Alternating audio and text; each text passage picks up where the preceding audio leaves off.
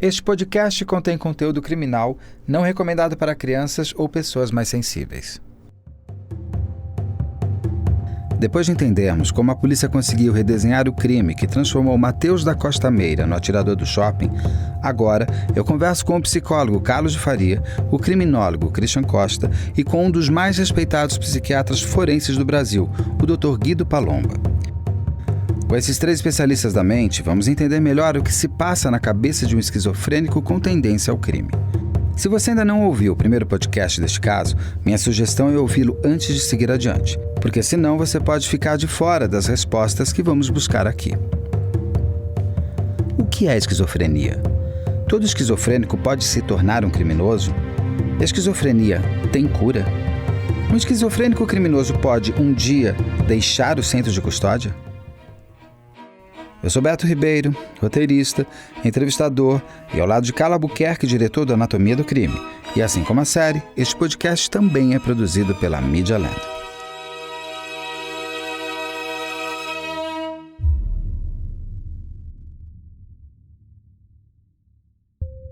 Christian, Carlos, eu queria agradecer mais uma vez a presença de vocês no nosso podcast Investigação Criminal / Anatomia do Crime. E para exatamente começar, eu queria que vocês me desenhassem rapidamente um perfil do Matheus e um perfil do crime que ele cometeu.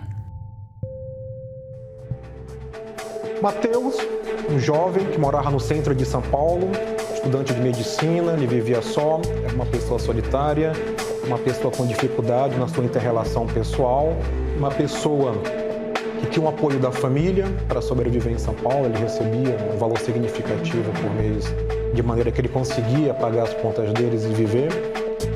Matheus era usuário de droga, Matheus era um estudante de medicina, Matheus era um solitário.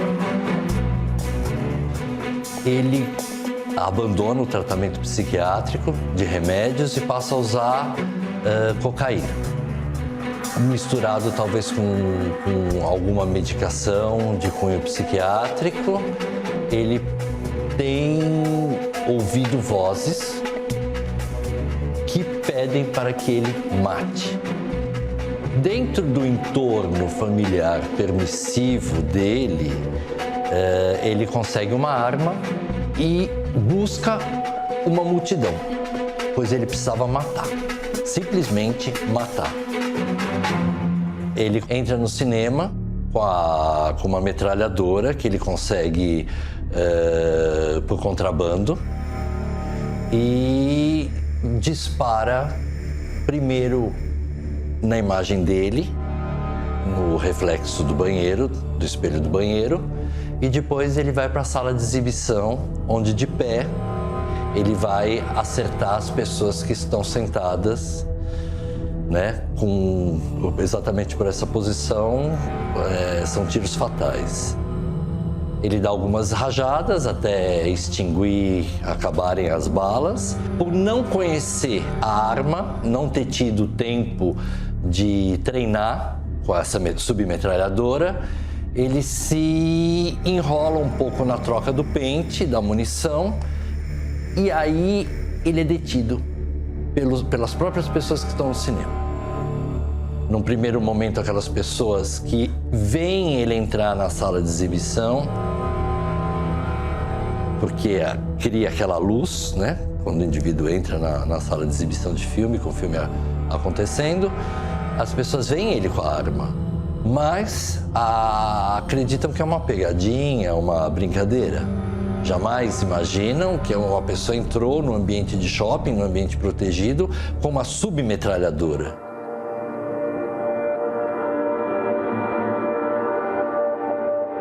Mas até então, Matheus era um criminoso? Bom, se nós pensarmos no desenrolar do que é o comportamento criminal, o que é o comportamento criminoso? É a violação de regras. Toda violação de regra pode aderir a um comportamento criminal. Então, Matheus já usava droga. Então, para usar droga, eu tenho que ter um traficante. Eu tenho que comprar no mercado negro.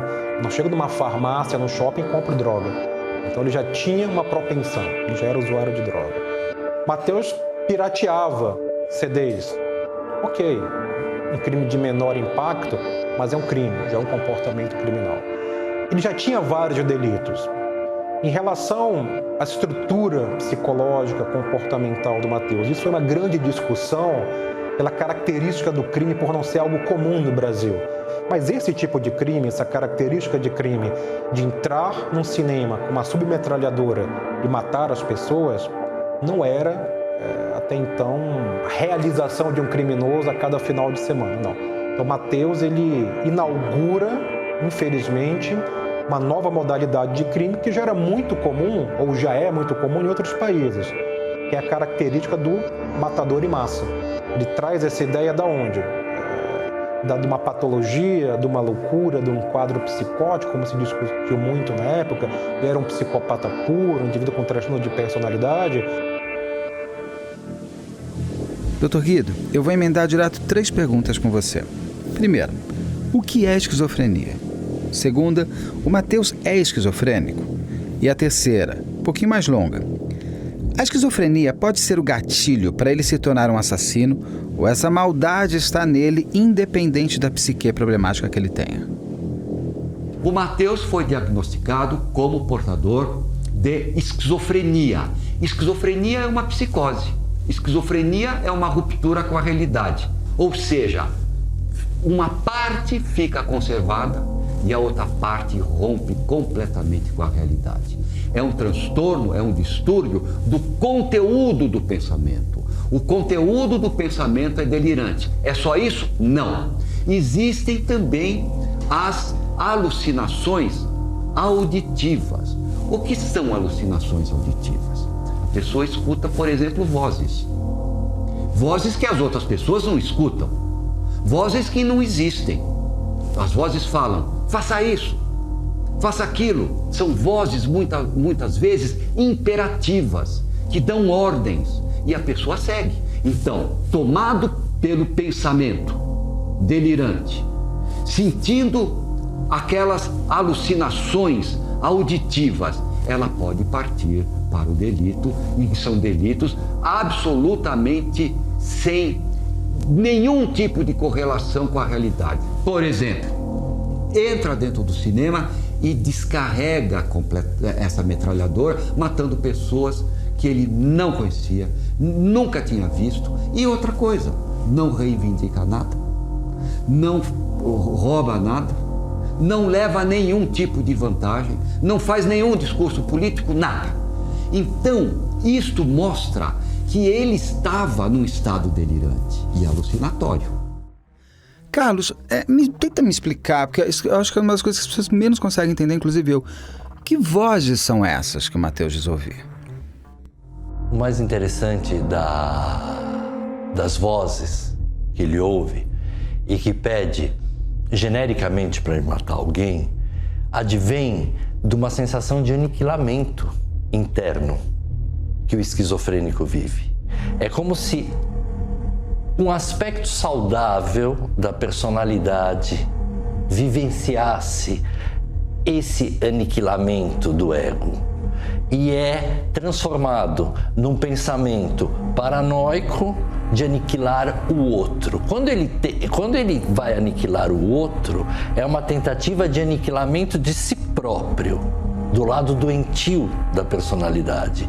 Isso é um pouco o panorama da esquizofrenia, né? Dessa esquizofrenia paranoide que a gente chama.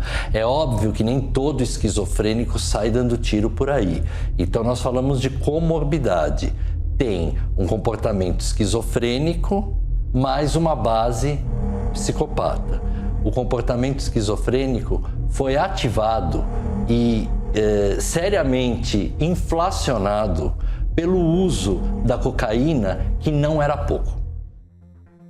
Christian, eu sinto que você não concorda tanto. Você não concorda que o Matheus seja um esquizofrênico?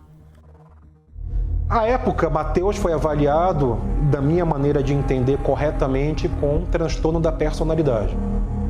Indivíduos, por exemplo, que são psicopatas têm transtorno de personalidade. Indivíduos antissociais, narcisistas, histriônicos. No caso do Matheus, ele foi entendido como indivíduo que tem um transtorno da personalidade. O transtorno da personalidade é uma maneira de se relacionar com o mundo, é uma maneira disfuncional, é uma maneira que traz sofrimento principalmente para outra pessoa, É um indivíduo que tem dificuldade de seguir regras, um indivíduo que tem baixa tolerância à frustração, é um indivíduo que pode reagir mais agressivamente ou disfuncionalmente quando pressionado, quando percebe, paranoicamente ou não, uma ameaça em relação à sua pessoa, em relação à sua vida. Esses indivíduos, eles têm dificuldade de se operacionalizar em sociedade. E são indivíduos que têm características muito específicas, né? O Matheus tem uma característica mais fechada, mais introvertida, introspectiva, mas isso não impediu de agir violentamente. Dr. Guido, Carlos, uma pergunta muito importante, porque eu sempre tenho receio de quando crimes são causados por algum distúrbio emocional, que as pessoas comecem a coletivizar demais, né, aquele problema que a pessoa teve, como se todo mundo que tiver vai fazer a mesma coisa que o outro. Então, para a gente conseguir quebrar qualquer preconceito, a esquizofrenia está obrigatoriamente ligada à violência? Existem milhões de esquizofrênicos e não são portadores de periculosidade, que é uma minoria que vai ao delito. Porque aí viria a pergunta, mas eles se sentem perseguidos? Eles não podem passar a perseguidores e cometer delitos? Não. A maioria absoluta não delinque. A maioria absoluta fica tendo aquele sofrimento, se sentindo perseguida, se escondendo, etc.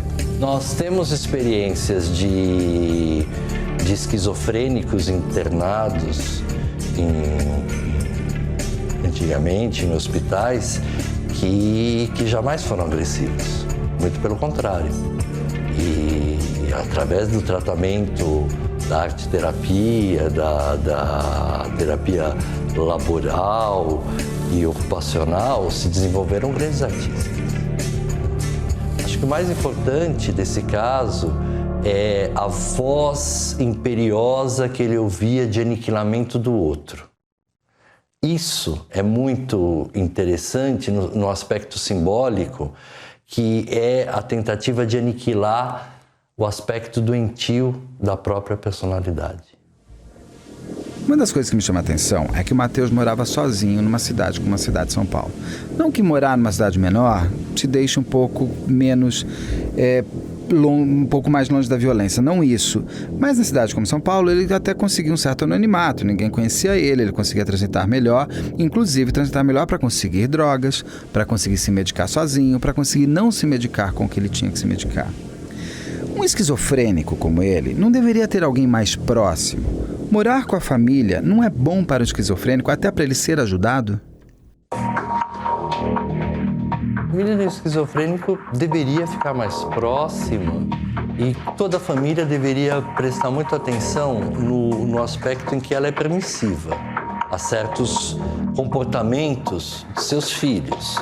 Acontece que um filho que entra numa faculdade de medicina, por essa ideia de ser muito inteligente, de ser um cara batalhador e realizador, algumas funções vêm muito à tona, inclusive a própria função de negar a doença, né? O pior da doença é o preconceito da família quando nega e o preconceito do indivíduo quando se vê à parte da sociedade. Existem comportamentos do esquizofrênico, como por exemplo essa fuga do social que ele tem. Esse comportamento ele deve ser combatido em todo momento. É no convívio com o outro que ele vai conseguir a medida que o afaste desses pensamentos paranoicos e invasivos. O que faz o Matheus se tornar um assassino é uma comorbidade. É muito difícil você ter uma doença mental pura e única. Você tem aquilo que a gente chama de comorbidades, ou seja, doenças que se aglutinam em torno da principal, né? No caso de Matheus, a esquizofrenia parece ser uma comorbidade de uma psicopatia de base. Defeito da mente, da psique, que não está nem na doença mental e nem na normalidade. Christian, Se a esquizofrenia não tem cura, e ela não tem, tem tratamento que faça a pessoa portadora dessa doença ter uma vida um pouco mais tranquila? Um indivíduo com características como essa tem dificuldade de aderir ao tratamento psicoterápico, por exemplo. Não existem medicamentos específicos que vão tratar. Por quê? Porque esse tipo de transtorno é uma maneira que a pessoa se relaciona com o mundo, é uma maneira que ela interpreta o mundo, com regras muito próprias, uma maneira muito própria de ser. Então, o transtorno de personalidade, ele não tem necessariamente uma cura, porque ele não é uma patologia, como a depressão, como a esquizofrenia, como o quadro de pânico, que a medicação, as medicações psicotrópicas têm uma ação efetiva junto com a psicoterapia, com resultados muito significativos e muito bons. Mas no caso do transtorno de personalidade, primeiro a pessoa não aceita muito bem que tem, a maneira de ela enxergar o mundo, se relacionar com os outros é própria dela.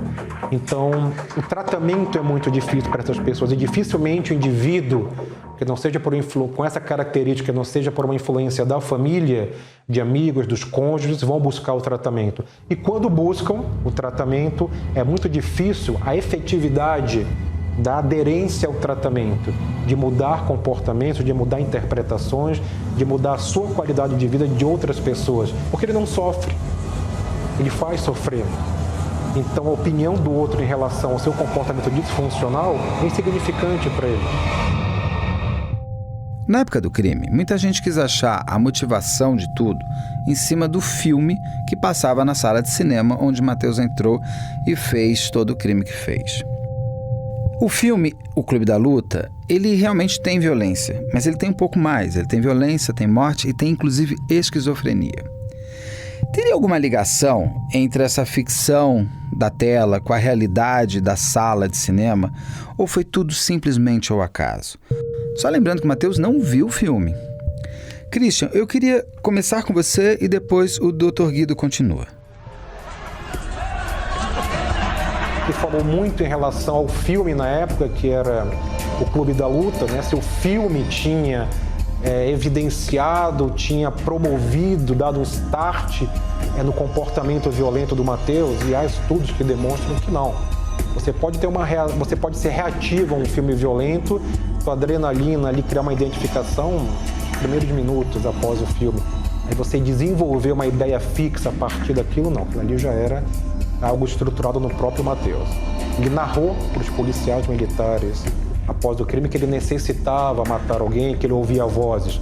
Mas veja, um criminoso dizer que ouviu vozes, um criminoso dizer que foi abusado, um criminoso dizer que a responsabilidade é mais de outro, ou de outra pessoa, ou de uma entidade, ou de algo sobrenatural, é muito comum. É a primeira argumentação, é não assumir responsabilidade pelos próprios atos. Então, se basear no que o Matheus disse como veracidade técnico-científica e pericial, isso não é correto. Então, o que um indivíduo que comete um crime diz, ele tem o direito de dizer o que ele quiser, ele tem o direito de se defender, ele tem o direito de contar a mentira que ele quiser, é constitucional, ele tem esse direito, ele tem direito à ampla defesa.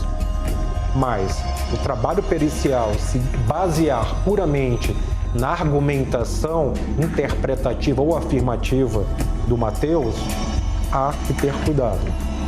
Então, esse cuidado tem que ser um cuidado pericial. A fala do Matheus é uma coisa, a realidade do seu ato, a realidade da sua conduta não deve ser simplesmente interpretada, mas entendido à luz da criminologia.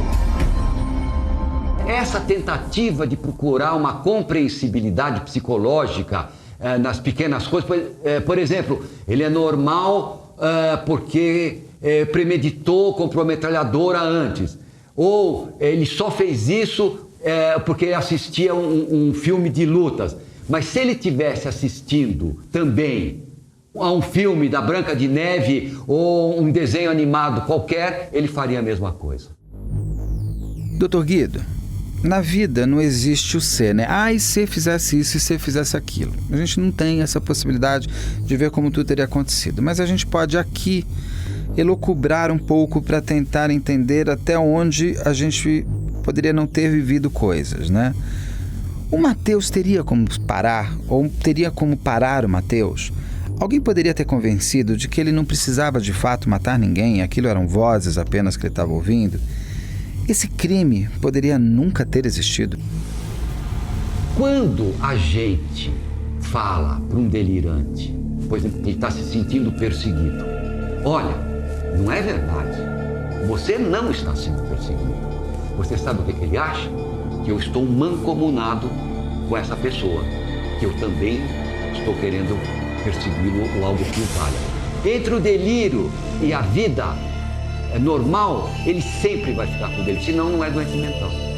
Então, como que a gente poderia concluir? O doente mental vive a realidade delirante dele. Então, no caso do Matheus, era exatamente isso. Doutor Guido, eu queria terminar essa conversa com você. Pelo crime do shopping, como atirador do shopping, o Matheus foi julgado como capaz. E julgado como capaz, ele foi para um presídio comum. No presídio, ele comete um outro crime contra um colega de cela. Aí, nesse caso, ele é julgado como esquizofrênico. Isso não é um paradoxo jurídico? Uma pessoa é esquizofrênica e deixa de ser ou não?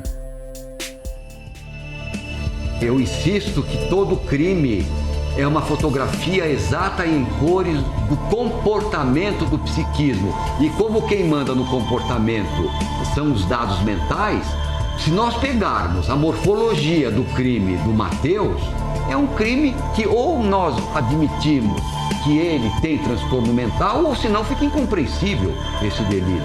Então o médico perito que chegou à conclusão que ele era normal errou redondamente.